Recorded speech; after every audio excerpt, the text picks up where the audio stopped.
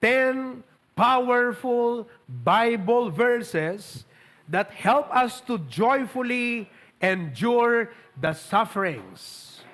Okay? Let's read, everybody. 10 Bible verses that help us to joyfully endure sufferings and difficulties. Ibagam ta kaabay mo, hindi mo kailangang Ilocano nan? Tagalog na. Ilocano delatan. Han mo kasapulan ti agtultuloy nga nakapoy. Tama ba yung Ilocano ko?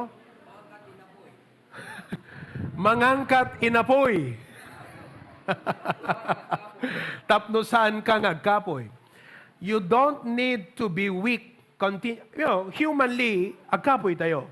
Ngemhan mo kasapulan nga agpatpatuloy nga nakapoy ka because adda digitoy nga Bible vitamins. What did I just say? Bible vitamins that will boost your faith, boost your energy, and boost your excitement to serve God, ti kalaksidan dagiti adu nga sagabaen tayo iti daytoy nga biag. What a blessing.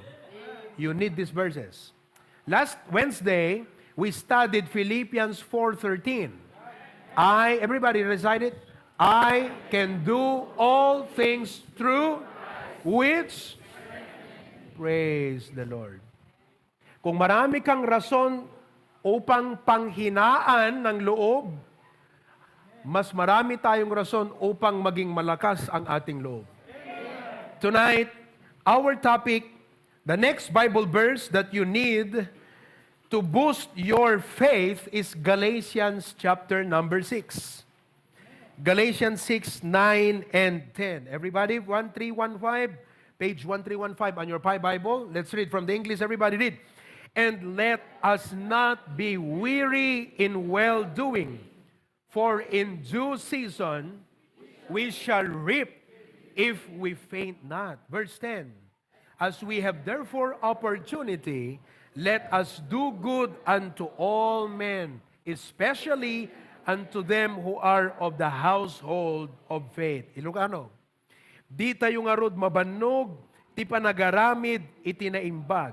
Ta inton tiyempo na, agapit tayo, no saan tayo nga maupay. Iti kasta nga rod, numaadaan tayo ti gundaway, aramiden tayo tinaimbag kadagiti amin at tao, nang nangruna kadagiti kabalay iti pamati. Talulaeng iti kayat ko, nga ibati ang tapanunot yung nga balikas. Digiti nga balikas, paubugan tayo, padanuman tayo, imurian tayo. Number 1, our mission. To do good. What is your mission? To do good. Number 2, our admonition. Admonition. Anat admonition ti Bible kada tayo? Do not grow weary. Pamagbaga, do not grow weary. Do not faint. Number 3, our expectation. Nalakay ng kabesa. It all ends with, what's the sound? Shun, shun, shun. Punsyon. Okay? Number 1, mission. Keep your eye on the mission. Number 2, and number 3, Heavenly Father, bless us tonight. Please give me the utterance. Help me nga dayti panangipresent ko apo daytoy. Mariknami iti pusom nga kayat mo launay nga iparukpok ti parabor mo ngem saan mi nga mapadasan dayta nga nabakna nga parabor no saan mi nga pagbalinan dagiti biag mi nga instrumento kadayta nga parabor ngagpaay kadigiti na imbag nga aramin. And Lord, tonight, no agdagada kami ti maupayen, mabanugen, gapu kadigiti saan man nga maibaga nga factors tonight, I pray that we will go home encouraged, nga makapag-focus kamlat at panagserbi miging ka, Apo Diyos. In Jesus' name we pray. Amen. You may be seated. The book of Galatians is a very unique book. Sinurat ni Apostol Pablo kadagiti padatayo nga namati who are in Galatia. Kalpasan kakabsat iti panang balaag na kadakwada because the reason why the Apostle Paul wrote the letter of Galatians is to warn the believers of false teachers. Nga digito'y kakabsat, they tried to undermine the message of the gospel. So, ado dagiti members nga nagbaliw panunot na, members nga, fake Christians who were drawn by this wrong teaching. So, he warned them to avoid these false teachers. Okay? Kat marik na siguro ni Apostle Paul nga, di pa nakarik na nakadakwada, makita na nga, they needed a boost. Hello? Masabol dat maboost. Kita man kaabay mo no, naregta o nagpapatay. No, aglalanday deta kakabsat, masapol nat maboost. You need a booster. Booster shot. So he gave them a booster shot through this verse by saying, hang kayo mabannog nga agaramid tinaimbag. Tainton tiyempo na agapit kayo. No saan kayo nga maupay. Ngarod, no addaan kay ti gundaway, agaramid kay tinaimbag kadagiti amin nga tattao nang nangruna kadagiti sa nga kabalayan iti pamati. That boost, when the reader read that before the Galatians, I believe they were encouraged in their heart. Amen? So I bring to you tonight Galatians 6, 9, and 10. Umuna kakabsat, kitaan tayo kadayting nga verse, ti umuna nga makita tayo kadayting nga verse is our mission. It is very important that in life, you have a mission. What is mission? Mission is the reason of your existence. Together sa the reason of existence, it answers the question, why am I here? Do you know the reason why you are here? Amon ti rason no apay nga agbibiyag ka? Kung natin kanta, what am I living for? Di ba? Anat rason nagbibiyagat? Kasi no awan rason nga agbibiyag ka, ag-kick in kakabsat iti negative, because the lack of a reason of existence gives a vacuum. Therefore, the devil takes advantage of that to put in negative thoughts. Ilocano tayo man. Amen. No awan iti panunot mo, iti misyon, nga iso iti kaslang mangiduron king ka, misyon mo ti panagbiag, rason. No apay nga agbannog ka, agserbi ka ti Apo, umay ka makigimgimong, agbasbasa ka ti Biblia ti inaldaw, your mission as a Christian. No awan king kadayday, di panunot mo, agbalin nga empty space. Kat makita ni Satan, isong ag-kick in the negative, sulisugan na kati ado. Especially mo langarod no, inaldaw, rinabii, kaso social media, no awanti, mission mo kakabsat, nalaka ka nga guyuden. Hello? Dagiti amin nga angin, winds of doctrine. Influence iti lubong. So nga, you've got to have a mission. And the Bible says that our mission is what? Doing good. Hello? Panagaramid itinaimbag. Oh, this is a very broad topic. Panagaramid itinaimbag. Kung nandiyan, as we have therefore opportunity, let us do good. So Paul was telling them, don't forget your mission. What is your mission? To do good. Whether you are young or old, that's your mission. Agop obrakat opisina, do good for the Lord Jesus Christ in the office. Estudyante ka, Do good for the Lord Jesus Christ. Anak ko na DJ, Matthew 5:16, let your light so shine before men that they may see your good works and glorify your Father which is in heaven. Now, let me be clear with this. Amo tayo met amin. Agaramid tayo kadigitoy nga naimbag nga aramid, haan nga tapno maisalakan. Titus 3:5, not by works of righteousness which we have done. Hindi sa mga matuwid na ating ginawa, kundi dahil sa kanyang biyaya, tayo ay naligtas. But according to His mercy, He saved us. Amen? Ephesians 2:10. So, nuhaan nga DJ pan nakaisalakan ti rason na nga garamit tayo tinaimbag, apeng nga garamit tayo tinaimbag. Gaputa na isalakan tayo. Ephesians 2:10, look at what the Bible says. For we are His... Wow. Insalakan na ka, you have been born again, you're a child of God. You are His workmanship created in Christ Jesus unto what?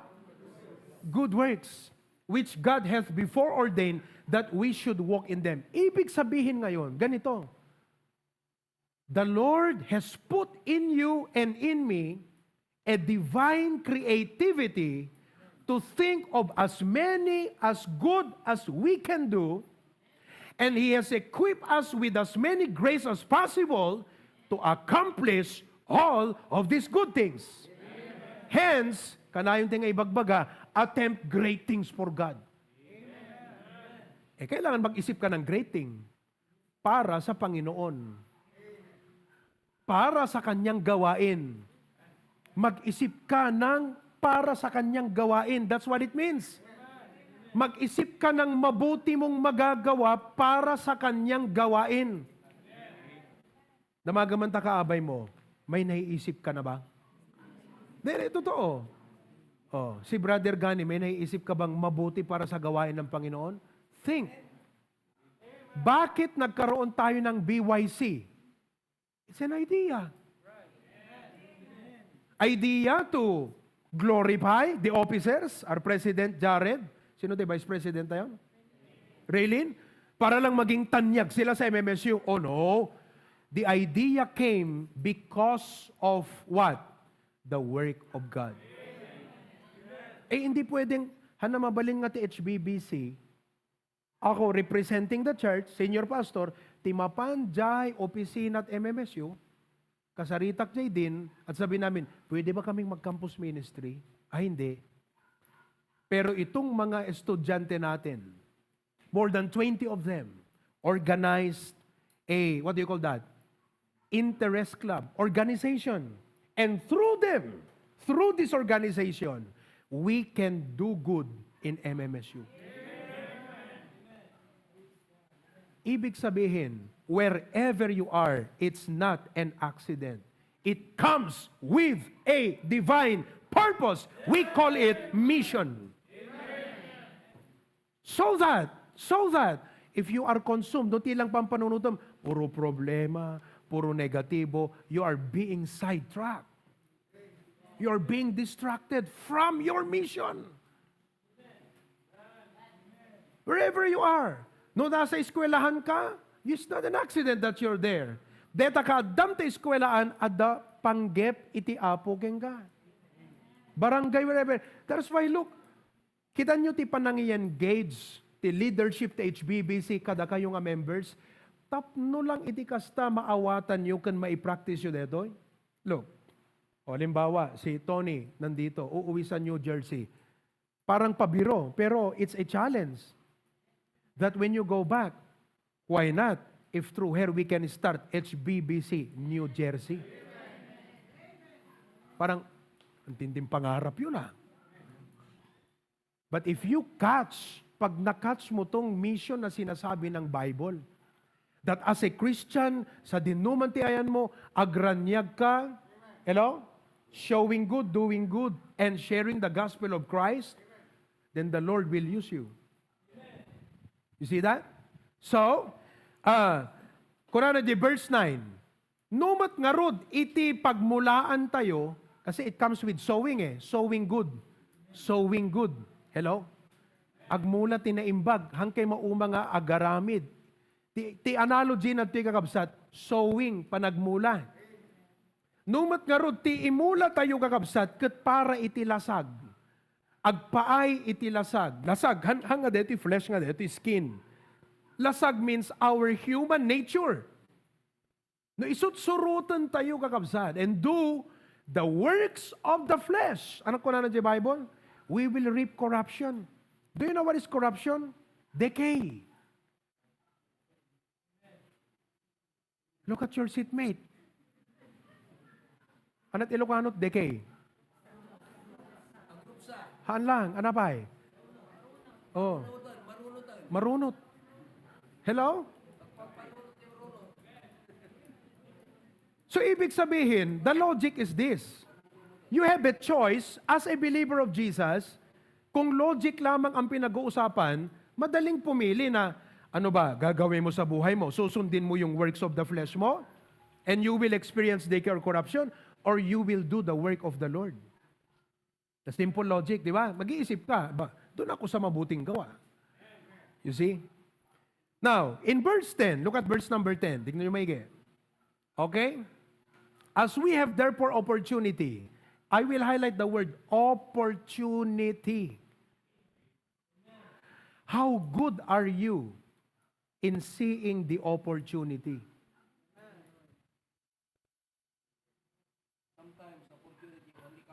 Are you with me?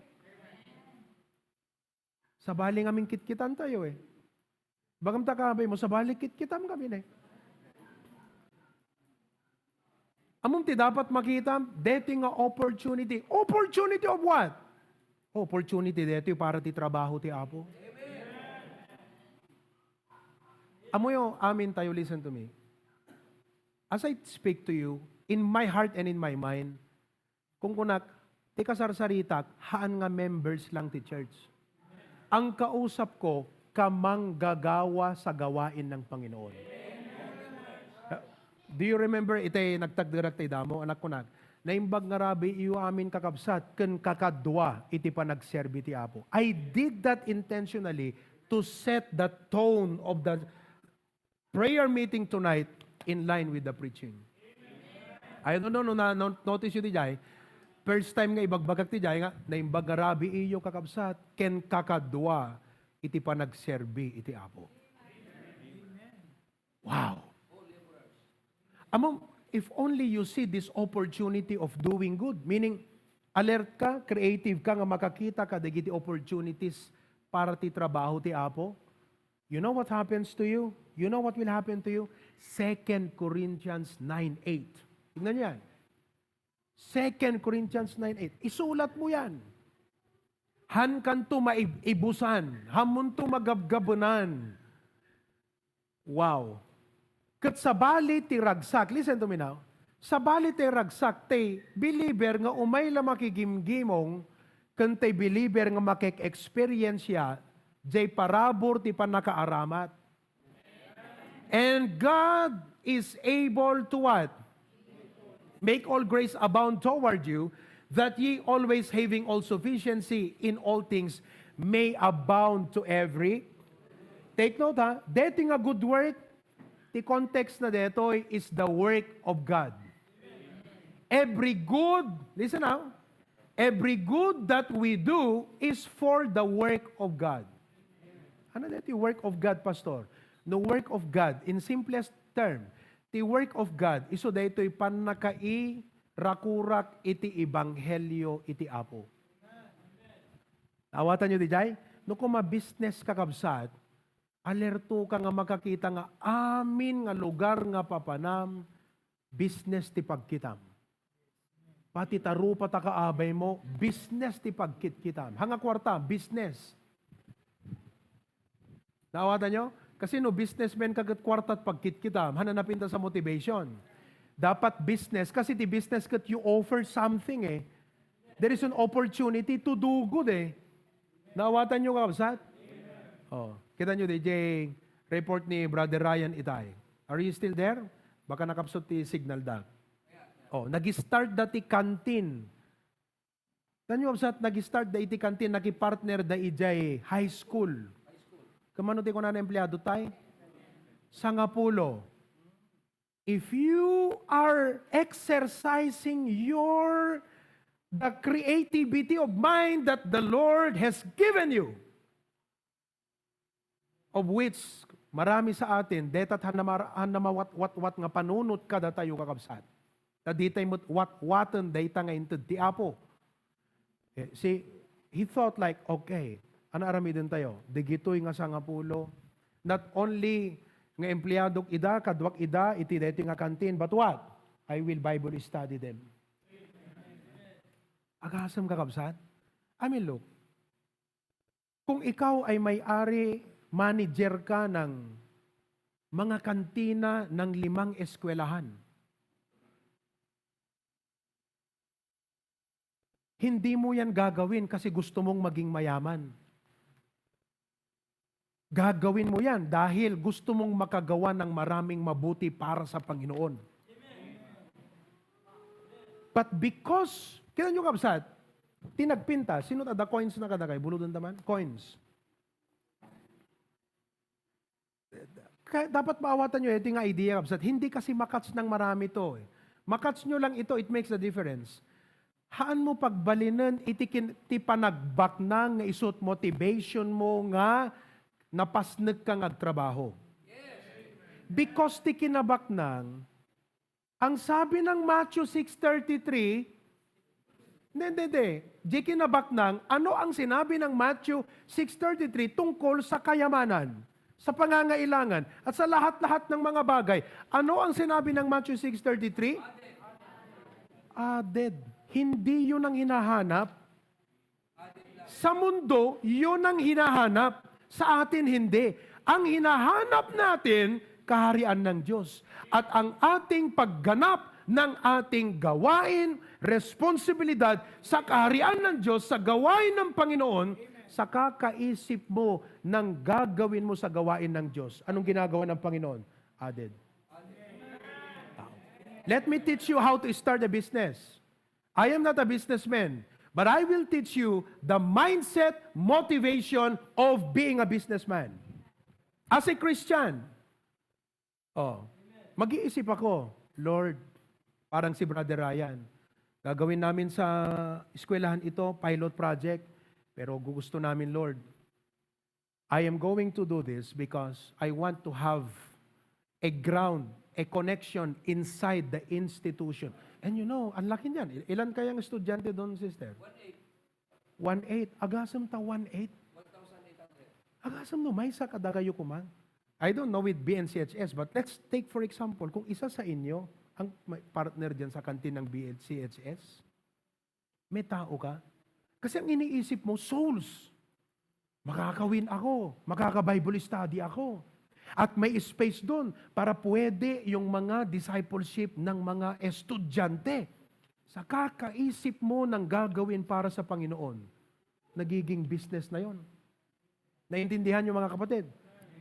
Look at it. Creativity, opportunity. Ang tignan mo, opportunity to do good, not opportunity to become rich. Opportunity to do good. Once, listen to me now, kung kontra ka sa akin, eto, subukan mo ng motivation mo maging mayaman. Next year, wala ka na rito. Kasi itatangay ka ng pera covetousness. Are you with me? Kayong iba, kahit Sunday, magbubukas. Nahihirapang isara ang business pag Sunday. Hello? So, go back. Medyo nakalayo tayo, doon nagkalatkatan na yan. Let's go back. Kung halimbawa, manager siya ng kantina sa FCIS, magiging manager pa siya ng kantina ng another school. Do you see the potential of ministry? Nakikita nyo ba yung potential ng ministry doon? Nakita nyo, Han? Now, when you start to see the potential of ministry, you're seeking the kingdom of God. You're doing the work of God kasi makita yung potential and you begin to work on it. Look, God, nabasa natin, God is able to make all grace. let's talk business. Ilan kaya ang kikitain mo bawat eskwelahan?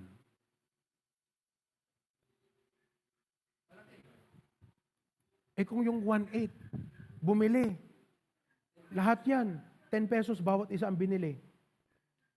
Snack, tikok, magkano yun sa isang araw? 18,000. Hindi lang araw, umaga, hapon. 36,000 a day. Gross. Business talk yan. It's unlimited. Pero dapat timang motivate ka hindi yung biruin mo yung 36,000 a day. Kundi it's about doing good.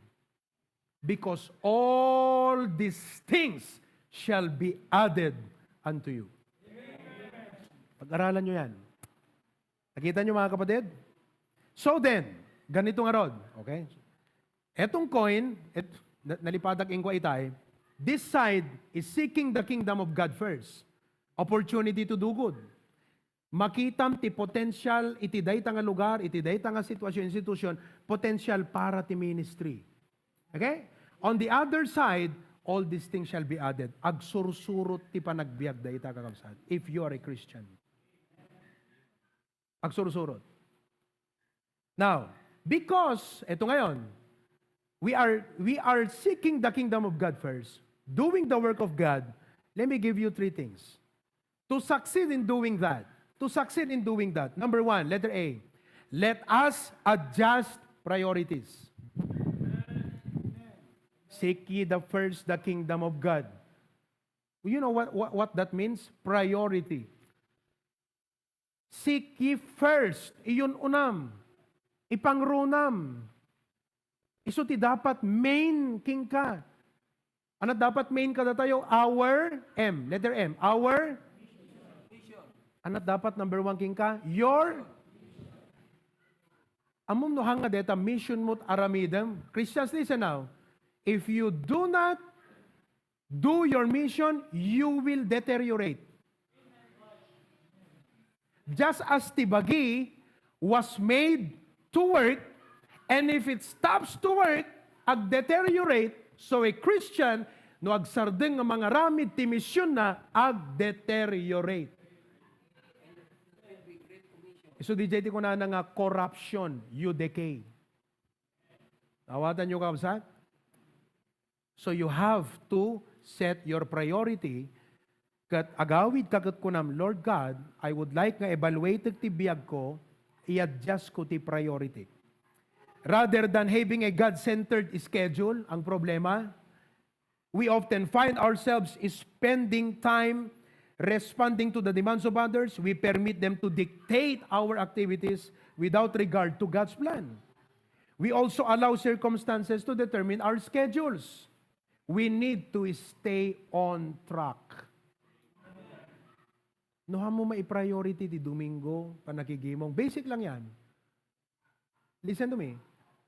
Noha mo kaya nga i-priority ti makigimong ti Domingo, ken makigimong iti Miyerkules, you know what you are saying? I am not interested to do the work of God. I'm not interested to do the work of God. Hanak interesado ti trabaho ti Apo. Kahit sabihin mo ano man ang rason mo. I mean, there could be unavoidable circumstances once in a blue moon, pero kung naging habitual na, you're forsaking the assembly, Sunday morning, Wednesday night, that shows hindi ka na interesado sa gawain ng Panginoon. Iba na ang interest mo. That's why you need to stay on track and not get detoured into another direction. Number 2, anat aramidam. Number 2, let us not procrastinate. Let us not procrastinate. Anak ka na sa undeta kakabsat. Anat procrastination?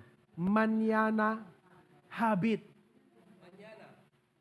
Saka na ako maglilingkod sa Panginoon. Kung hindi ngayon, kailan pa? At kung hindi ngayon, wala na. Hindi mo na magagawa because you have to do it now. Let us not procrastinate. And there are reasons for your procrastination. At darason no apay nga maitantantan mo, maitungtungkwam nga aramiden digijay inted ti Apo inyimpress na king kang idea nga aramiden para keng kuanan. I mean, look, even as I speak tonight, amok na ti Holy Spirit, kung meron kayo, may idea yan eh. Sinasabi sa'yo, oh, inka disciplean ni Kastoy, inka bisitahan ni Kastoy, inka mang Bible study. Well, you know why you procrastinate? Because you allow things in your life to get your way. All of us experience this at times, but for some of us, putting things off has become a habit. We have many good intentions. Susulat mo, hindi nag-Bible study, nag-disciple, walang nangyayari. Masisimulan, hindi may na pagpapatuloy, procrastination. We have many good intentions but lack follow through. Success will evade us as long as we dally. Hana dumanong king katbalegi di pa nagserbim iti Apo kakabsat if you keep procrastinating. Kaya ngayong gabi, in that space in your notebook, konting reflection lang. Konting reflection yan. Kung nasaan ka, saan ka man, okay, listen now. I want you to write in a short space below this outline, anat mapampanunot mo ita nga aramidem para ti Apo. Anong naiisip mo? Now, just write it there. Anong naiisip mong gawin para sa Panginoon? Oh. Si Tony, bigyan mo ng maraming gospel tracts para mag-distribute siya doon. English ang ibigay mo. Oh. Maganda yan. Naiisip mo yan, gawin para sa Panginoon. Ano kayo maisip mong gawin para sa Panginoon? For the souls. Mag-isip ka. Ano kayang magandang naisip mo? Gawin mo para sa Panginoon.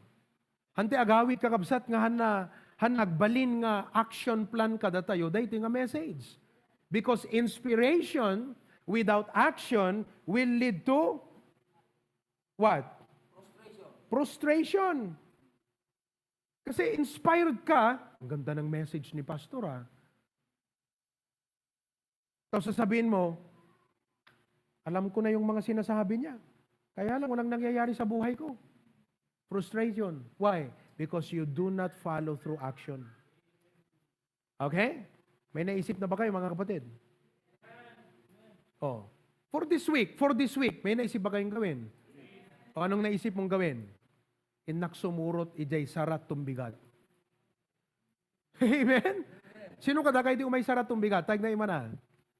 Oh, Oh. Amen. Awang ka kabsat. 6 to 8 lang yon. Adala rin pagluganan tayo.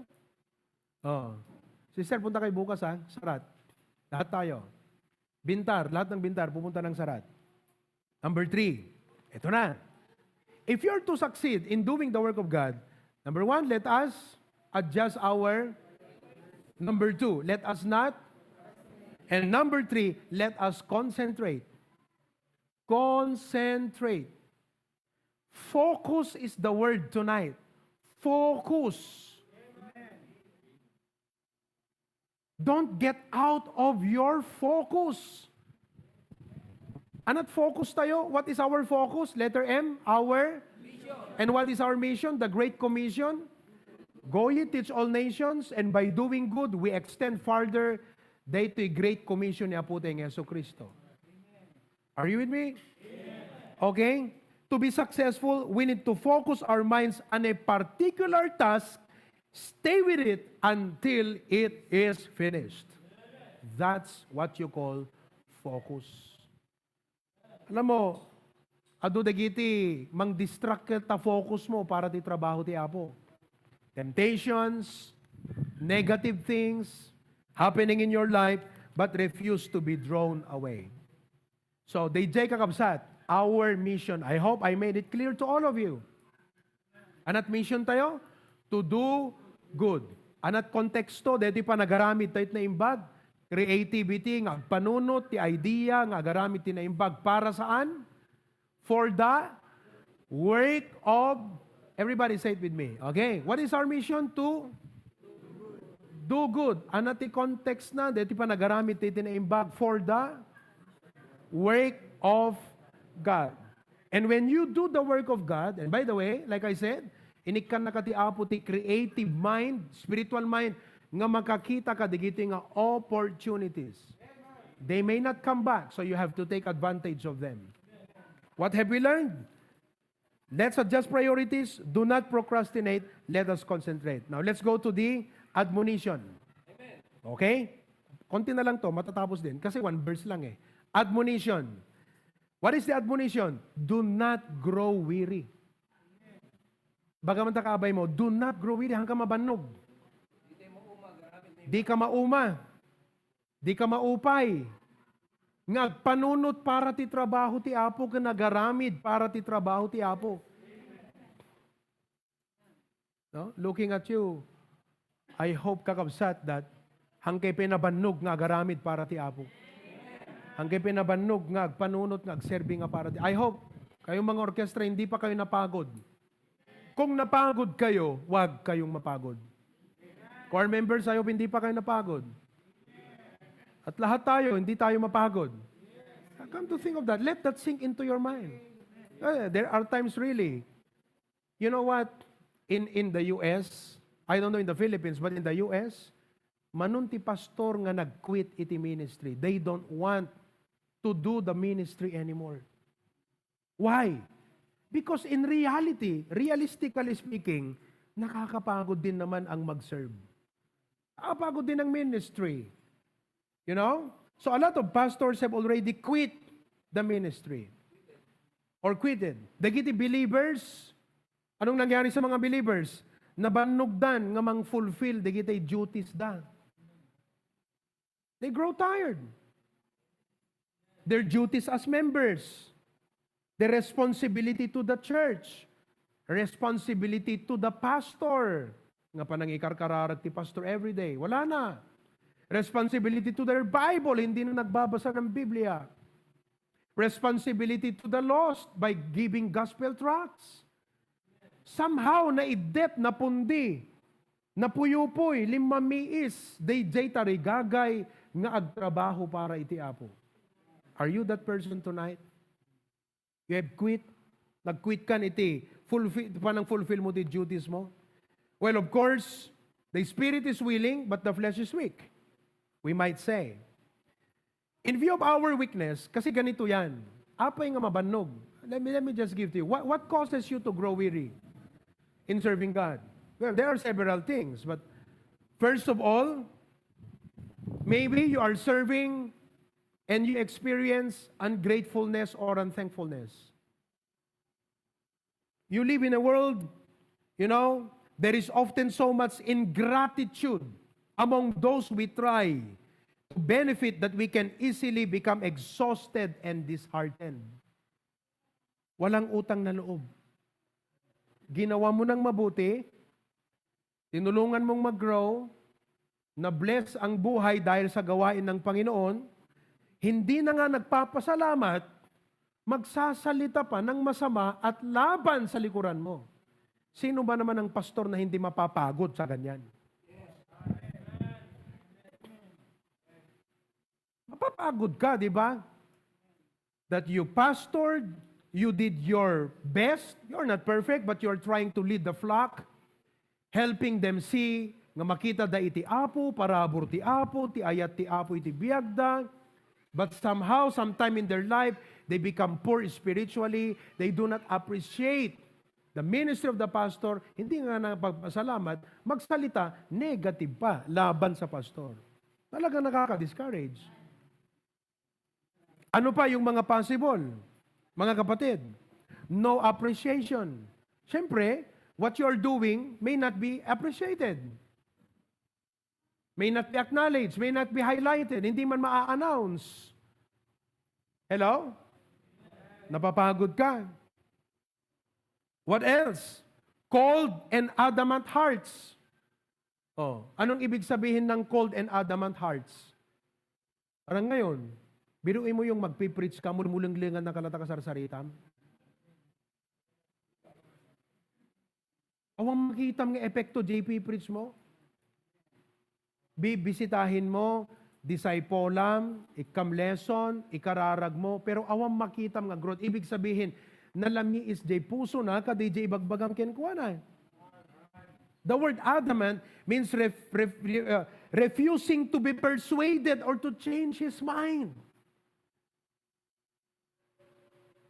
Mangururat kan nga mangi-emphasize.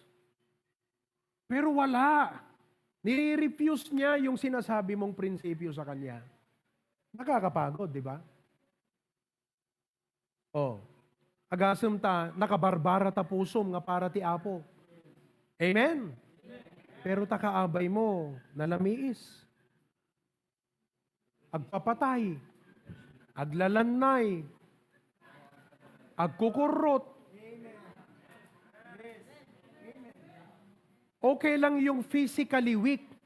Pero kung pati spiritual, parang backslidden mga kapatid. Hello?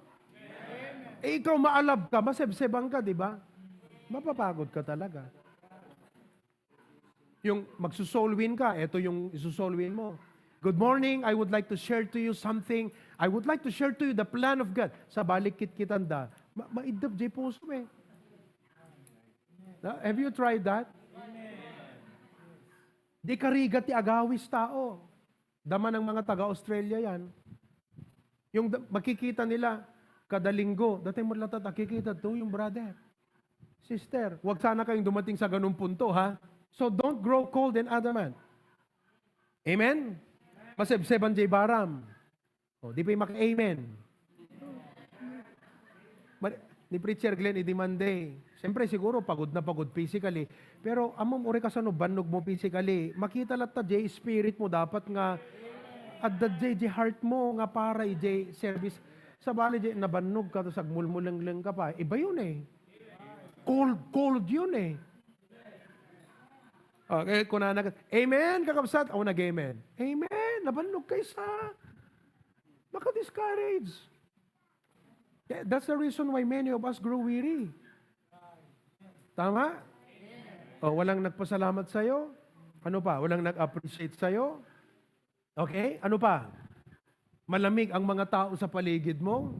Ano pa? Casualties. Ano ibig sabihin ng casualties? Ha? Mga members na papaanawa. Nasubig, natangkan ti ulo na. Amen? Nagrigat, DJ. Paunay di pa nangi kwamti sa uti Apo, pa nangi kwamti pa nag-grow, pero here comes people becoming stumbling block. So kas lang ti ubram, you are building a castle doon sa beach. When finally you were happy with it, may DJ wave, pinunas na, parang ganun eh. Yung tinayo mong testimony, biglang sisirain ng isang kapatid. Yung napakagandang image ng HBBC, biglang sisirain ng mga ibang tao or members. Nawatan nyo kakabsat? Napakahirap yun. Mapapagod ka talaga. Kaya ano yung admonition ng Panginoon? Ano yung admonition ni Paul sa kanila? Do not grow weary in well-doing. Ngayon ang tanong, kasano nga hante nga mabanog? Having all of this, situations and problems nga mang-discourage ka na tayo. Marami yan. I did not even mention your personal problems. Mabaling nga ti mangbanog ka na kayo. Family problems. Amen ba? Family problems, burden, financial problems. Wala pa yon. So ang dami-dami na, Nico. Tapos magpipris pa si pastor. Hindi, soul winning. Kaya pala hindi na nag-amen. Kaya pala hindi na sumasama. Kaya pala wala na. Hindi na siya nag-iisip para sa gawain ng Panginoon. Kasi ang iniisip niya na, ito na, mga negative, mga problema niya. Yun nang iniisip niya. Kaya siya napagod. Ngayon, let's change your mind. Imbes nga digitoy, ti pampanunutom, negative problems and burdens in life, dapat dito di panunutom, you shall reap. Number 3, our expectation. Our expectation. We shall reap if we faint not. Agapit tayo tumatlang no di tayo nga maupay. Amen? What a blessing. Now, 3 things in the law of sowing and reaping. First, We reap what we sow. We reap what we sow. So, no ma-discourage ka, agsubli ka ti lubong, kala deti agpasu iti riknam iti apo, agpasu ikay ti pastor, wano ti church, ket pagipapasam nga agaramid iti hanan na imbag ti biyag mo, ket agbackslide ka iti lubong, you reap corruption. So what do? Convinsem ta sarilim. Nga hang nga dapat jay pa nakaupay iti surutan jay riknam. No diket day jay pa nagpatuloy nga agserbi iti apo, agmula kalata, nga iti panunutem, day jay pa nagapit. Day pa nagapit.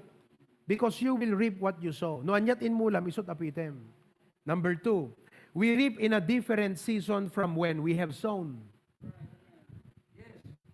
No karkararag ka, at dadigiti kararag nga hanga bigat tisungbat na. It could be next year. It could even be 10 years. But just keep praying. Okay? In due season ko na. Tika na son ti due season. In proper time. In God's proper timing. Number 3, we reap more than we have sown. We reap more than we have sown. Now, let me tell you this. Idi mangrugrugi ni Pastor John dito bakara nakarigrigat.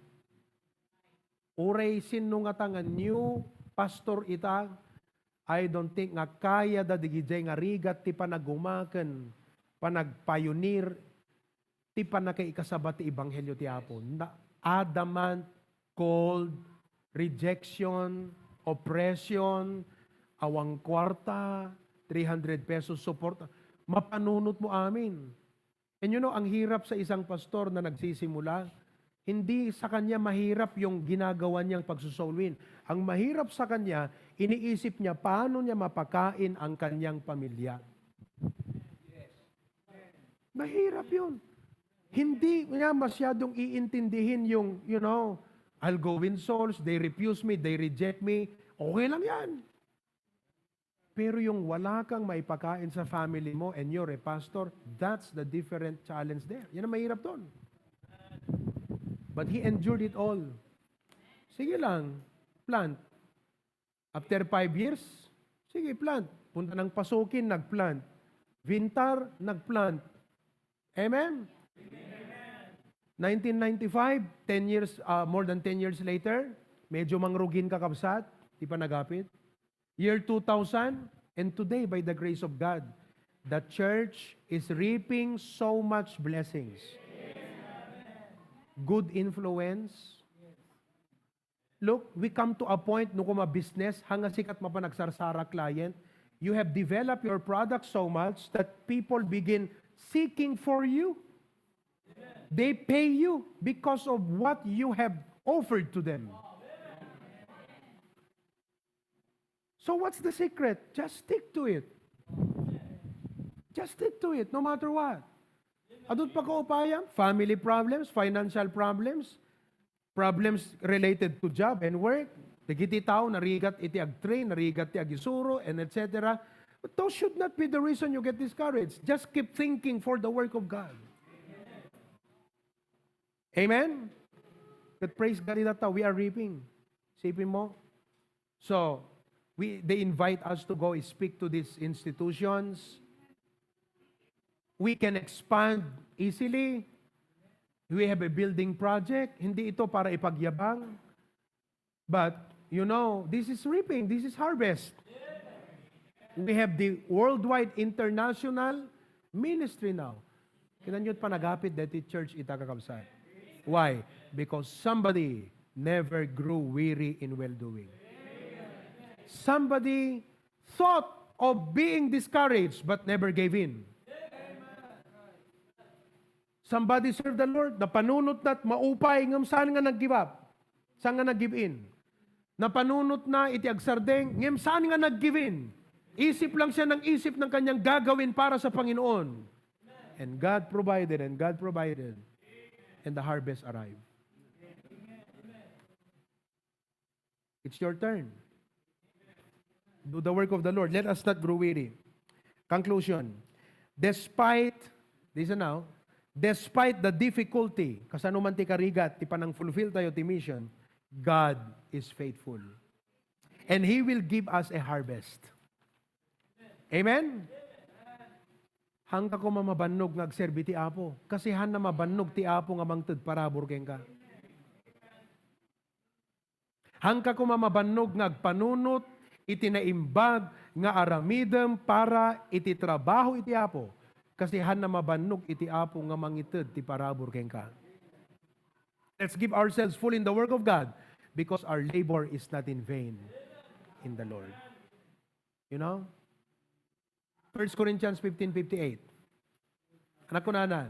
Therefore, everybody read. Therefore, my beloved brethren, be steadfast, unmovable, always abounding in the work of the Lord. For as much as your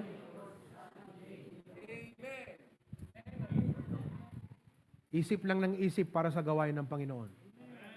How can I help my pastor? Surat yung mandeta. How can I help my pastor? Surat yung digiti kakabsat. Reflection ito. In what ways I could be of help to my pastor? Write it down. I-type yo. In what ways I could be of help to my pastor? Isip ka, isip. Think. Okay? Amen? Number 2. What can I do for the church? What can I do for the church? Instead of thinking what the church can do for you, think of what you can do for the church. What can I do for the church? Deta kakabsat. Very simple question. Amen? Oh. Dakay nga members ti Bakara, think, in what ways I could be of help to my pastor? We appreciate the gidye pangal daw nget ito duty Sunday. That's a great blessing to us. It saves us from the time nga imbes nga agsagana kami iti pangal daw, agsagana kami langanan para iti service tayo, and so that iti aldaw, ada pangal daw may sobra pati pa'y malem. That's a great help. Oh. Gasam neta, sino naki-schedule no Domingo? Sapay kumatahan kay mabannog nga maatasan. Siyak manan. Dapat kumati sa lutsod mo, kanon to nga tamanan nga siyak. Amom, DJ ko na nga, siyak manan, saritat na bannogan kakabsat. Ngamno ko nam, kanon to nga tamanan nga siyak iti mang i-offer ti food ni pastor. Sarita kakabsat, ti excited nga agserbi iti abo. Oh.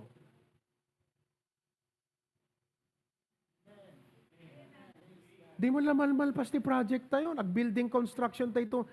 And by the way, I'm telling you, agpadagda tayo ito man ng kabsat. Pastoral House Claveria at sumaruno. Kanon itong katangamal pas ti commitment? Sarita tinabannog. Kanon itong katangamal pas ti project tayo ti church? Sarita tinabannugen. Pero kung ikaw, nag-sink in sa'yo ang Galatians 6:9, you would always think, man, kaanong to man the project tayo, kaanong tayo man commitment tayo. Why? Because you will reap if you faint not. You have a harvest. You are looking for opportunities to plant seeds.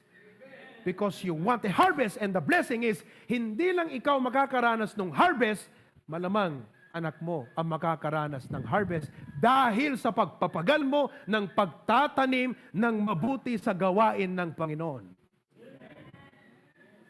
Let Galatians 6:9 sink into your mind. I don't know what is discouraging you, disheartening you, that you are losing your fire, your courage, and firmness, and steadfastness to do for God, but you have to shake this off. Iwagsak mo digiti nga banbanag. Ikatem tibiyag mo. Let Galatians 6:9 sink into your mind. Don't grow weary. Keep thinking. How can I help my pastor? Kayo mga nasa outreaches, wala kami doon.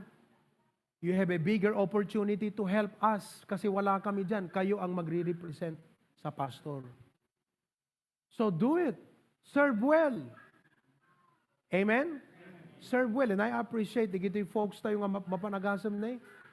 Nabanog kan, Brother Ray? Are you tired going to Dingras, Brother Darrell? Don't grow weary. Oh. Are you tired, John Paul? Pretty rainbow? Give them all to Jesus. Amen ba? Oh, dakay ta karuan, nabannog kayo? Are you tired? Karuan. Don't grow weary, hangkay mabannog ka makigimong, kanagdingag ti sa utiapo. Amen? Oh. Pastor Dennis, nabannog kan? Don't grow weary. Oh. Nabannog sa, nawa, napanaturugan. Adal sa likod. Oh. Mapandang amin siya pa rin ubigat ka usat. Australia, are you tired? Don't grow weary. Hangkay mo uma. You know? Don't grow weary. Just keep thinking. Opportunity. Let us do good unto all men. Think. Isip ka. Anong magagawa ko para sa Panginoon? Anong magagawa ko para sa church? Anong magagawa ko para makatulong kay pastor? Yun ang isipin mo lagi. Isip ka. May naisip na ba kayo? Every head be bowed, every eye be closed. Let's pray. It's nice to listen, but there is a time to end. But though we end the preaching tonight, it should be the beginning of a great revival in your spiritual life. At dapat ti panang rugi king kagat ko nam, Lord God, I offer you my life. I only have one life. Lord, I want to serve you. Kat ipakitam apo kanyak, no kasano nga makatulong nga, iti adipon mo nga insaad mo, nga mangiturong kada kami ti panagserbi mi kenga. How can I be of help to my pastor? Pakitam kanyak apo, how can I be a help to our church? What can I do for you, Lord? Please, Lord, help me see the opportunities to do good unto all men, especially to the household of faith. Help me, Lord. Come on, pray that prayer tonight. Kadi bagam iti apo. Apo, honestly, adto'y dagiti dadagsen ko. My health, give them all to Jesus. My burdens, my financial struggles, my family. Napagod ako, Panginoon, kasi may mga nag-quit na mga new believers na dinidisciple ko, ayaw nang magbalik sa church, and I'm tired.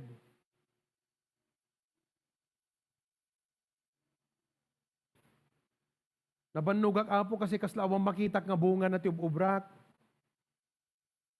But Lord, what a lack of faith. I'm sorry that I lack faith. Because Galatians 6:9 says, no matter what the struggle may be, God says, you will reap if you faint not. There is a harvest that awaits those who do not faint. So keep serving God. Agyaman kami apo ita. Thank you, Lord. I don't know if nasayaat nga di manon kadagiti kakabsat, kaput agkapso-kapso ti internet, but I just pray, dear Lord, nga nag-sink in kada kami, deti Spirit ti Galatians 6:9, nga apo, our mission, our admonition to not grow weary, and our expectation. Agyaman kami apo gan ka. Kat sapay ko maapo Diyos, takadigiti umay pay nga bulbulan, taw-tawon ti panagbiag mi, iparabor mo kada kami, Lord, that we would be more creative to see opportunities nga makapagserbi kami apo kan ka. Katem apo ti panagsulit, panagsadot, panaglamiis, wano pa naka-sidetrack mi apo. Thank you for the reminder tonight. We cannot let negative things uno digitoy rasunes mi apo nga pakaupayam mi hammi mabalingay palubos nga digitoy iti agkick in ti panunot mi ket isuda iti rason nga mapundi kami apo because awan ti ganaben minto nga naimbag apo Dios ken uray ti next generation awang ganaben nga nasayaat if we quit. So help us to keep on going, to press on in serving you. Thank you for the challenge tonight. In Jesus' name I pray. Everyone says, Amen.